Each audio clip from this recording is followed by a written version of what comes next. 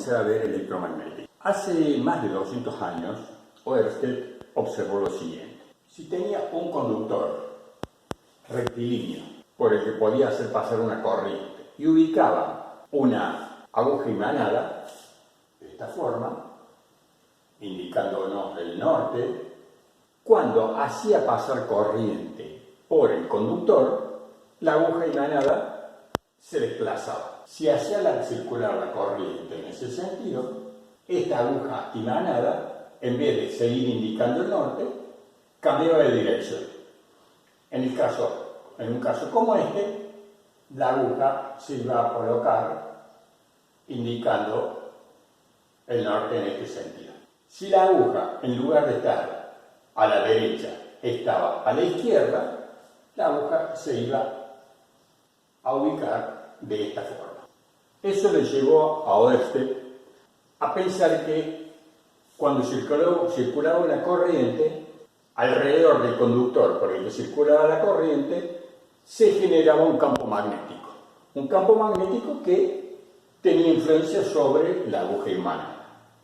Si nosotros observamos desde arriba este conductor, estaríamos viendo un conductor y un punto que nos indica que la corriente va hacia arriba. Si lo observamos desde abajo, el conductor lo veríamos de esa forma y estaríamos viendo el extremo posterior de la flecha, o sea, una cruz. El campo magnético que rodea al conductor lo podemos representar de la siguiente forma. Las líneas de fuerza que representan el campo magnético decimos que son líneas cerradas. Esas líneas magnéticas serían líneas cerradas concéntricas con el conductor.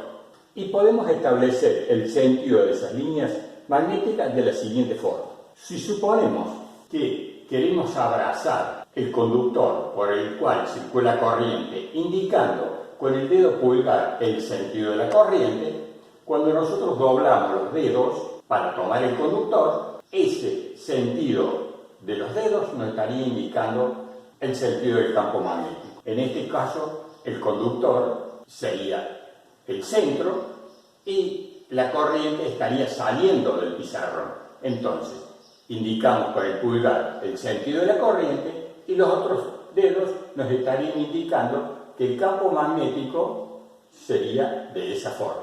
En este otro caso, nosotros tendremos que estar indicando con el pulgar hacia el pizarrón y al doblar los otros dedos, el campo magnético sería de esta forma. También lo podemos determinar con el movimiento de un tirabuzón. Si nosotros queremos que el tirabuzón avance en el sentido de la corriente, tendríamos que estar dando vuelta, en este caso, así, en este sentido, o sea, en el sentido de la línea del campo magnético.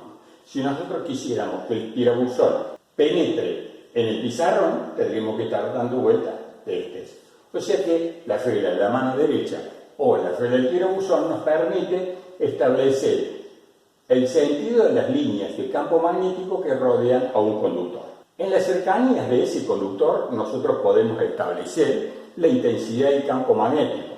H va a ser igual a 2 sobre 10 por la corriente que circula dividido H, que es la distancia a la cual queremos calcular el campo magnético. Supongamos que tenemos un punto P que está a una distancia H del conductor. Entonces, de esa forma establecemos la intensidad del campo magnético en el punto P. Si ese conductor rectilíneo, en vez de dejarlo de esa forma, lo transformamos, lo doblamos formando una espiral y por esa espiral hacemos circular una corriente, vamos a poder también establecer el campo magnético que se genera aplicando la regla de la mano derecha. En el primer caso, o sea, con la corriente que entra, nosotros señalizamos con el pulgar el sentido de la corriente y los dedos nos estarían indicando que el campo magnético estaría entrando al pizarrón. Lo mismo en esta parte, o sea, si la corriente viene en este sentido, el campo magnético estaría entrando en el pizarrón. La intensidad del campo magnético en esa espiral lo vamos a establecer con H igual a 2 sobre 10. Como es una espira circular, va a aparecer el número pi por la corriente dividido el radio de la espira. Si en lugar de formar una sola espira formamos varias espiras, una cierta cantidad n de espiras, por ejemplo, en donde tenemos una cantidad n de espiras y que circula una corriente, el campo magnético en el interior de ese arrollamiento va a ser H igual a 2 sobre 10 por pi por n, que es la cantidad de espiras, por la corriente dividido el radio. En este caso, vamos a tener también un campo magnético que podemos representar por líneas de fuerza. Esas líneas de fuerza, de esa forma. Y hay una regla práctica para establecer el sentido de esas líneas de campo magnético. Si nosotros tomamos un conductor por el que circula corriente y le hacemos una forma de 8, haciendo circular la corriente de esa forma, podemos ver que acá, en este conductor, las flechas podremos decir que están representando los extremos de la letra S. Y en este otro caso, las flechas estarían representando los extremos de la letra L.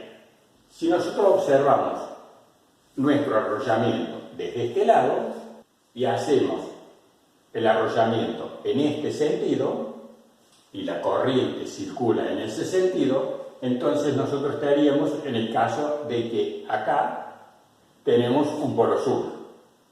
Y en este otro extremo, la corriente estaría siguiendo, mirándolo desde esta punta, la corriente tendría ese sentido. Por lo tanto, acá tendríamos un polo norte. O sea que, si nosotros decimos que las líneas del campo magnético salen del polo norte y entran por el polo sur, ese sería el campo magnético en las cercanías de un arrollamiento por el que circula una corriente. El campo magnético en el interior del arrollamiento no es uniforme. ¿Por qué? Porque las líneas del campo magnético son líneas curvas cerradas. Para poder tener un campo magnético uniforme dentro del arrollamiento, tenemos que tener una gran cantidad de vueltas. Si tenemos una gran cantidad de vueltas, el campo magnético dentro del arrollamiento, que en este caso recibe el nombre de solenoide, va a ser uniforme. ¿Cuándo vamos a tener un solenoide? Cuando el largo del conductor va a ser mayor que 40 veces el radio. Cuando tenemos un solenoide, no nos va a interesar solamente la cantidad de vueltas que tiene el arrollamiento, sino que nos va a interesar n igual a la cantidad de vueltas sobre la unidad de longitud. La intensidad del campo magnético en el interior del solenoide, H, va a ser igual a 4 sobre 10 por pi por n y por i, en donde n es igual a la cantidad de vueltas por unidad de longitud. En todos estos casos, nosotros vamos a medir la intensidad del campo magnético en Oersted, siempre y cuando miramos la corriente en amperes y la distancia h o r la medimos en centímetros.